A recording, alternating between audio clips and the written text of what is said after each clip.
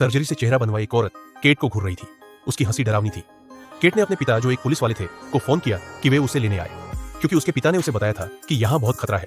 Cat ने एक पल के लिए भी घर से बाहर निकलने की हिम्मत नहीं की। उस दोपहर एक कपल मोटल में आया। औरत सच में बहुत खूबसूरत थी। केट को उसके फिगर से जलन हुई। उस रात केट नहा रही थी जब उसे अचानक एक अजीब सी आवाज सुनाई दी। उसने पर्दे खोले और देखा कि एक मोटा आदमी किसी का पैर घसीट रहा है। मोटे आदमी और केट ने एक दूसरे को देखा भी। केट डर गई। उसने तुरंत पर्दे बंद कर दिए। उसका दिल जोरों से धड़क रहा था। पता चला कि उसके पिता की बात सच थी। मोटा आदमी भी डर गया और जल्दी से पैर वापस अपने कमरे में ले गया।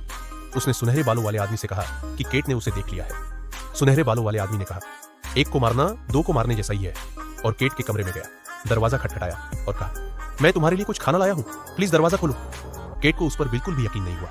दरवाजा बंद करने के लिए कुर्सी का इस्तेमाल करते हुए केट ने सुनहरे बालों वाले आदमी से कहा, मैं सो रही हूं, मैं खाना नहीं खाऊंगी। उसके जाने के बाद केट पूरी रात सो नहीं पाई। उसे डर था कि वह और उसका गैंग फिर से दरवाजा खटखटाएंगे। वह पूरी रात स्टूल पर बैठी रही। अचानक उसने एक कार स्टार्ट होने की आवाज सुनी। केट ने सुनहरे बालों वाले आदमी और 9 ड्रैगन्स वुमन को एक साथ जाते देखा। कपल भी बाहर आ गया। वे नाश्ते के लिए एक रेस्टोरेंट जा रहे थे। औरत का फिगर देखकर केट को जलन हुई। वे इतनी बेशर्मी से अपना प्यार दिखा रहे थे। केट ने अपने होंठ चाटे।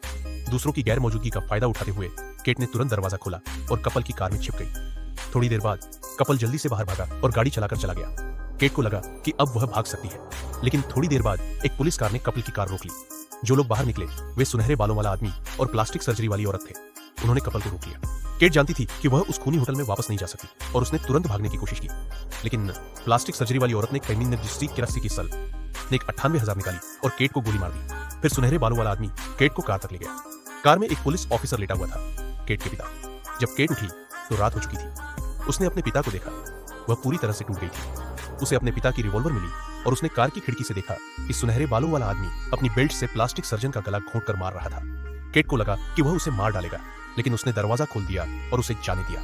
केट ने जल्दी से अपनी बंदूक उठाई और उस शापित होटल से निकल गई। मैरी, जिसे वापस लाया गया था, अपने शरीर का इस्तेमाल करके उस मोटे आदमी के टेस्टोस्टेरोन को बढ़ा रही थी। मोटे आदमी को बेतहाशा पलकें झपकाते और होंठ भींचते देखकर वह जितना खुद को कंट्रोल करने की कोशिश करता, उतना ही कम अपनी इच्छाओं को कंट्रोल कर पाता। उसने मैरी के पैर जकड़ लिए, अपनी दबी हुई इच्छाओं को बाहर निकालने के बारे में सोचते हुए।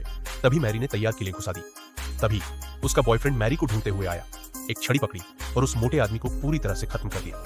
दोनों वापस सड़क पर आ गए। केट पूरी रात चलने के बाद आखिरकार सड़क किनारे पहुंची। उसने देखा कि कपल की कार सुनहरे बालों वाले आदमी के ऊपर से गुजर गई थी, जिससे वह जमीन पर गिर गया था। केट उस आदमी के शरीर के पास गई और उसे लात मारी। वो सच में मर चुका था।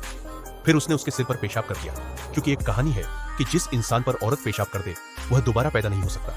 केट इस बार सच में बहुत गुस्से में थी। कुछ कदम चलने के बाद भी उसका मन नहीं भरा, तो उसने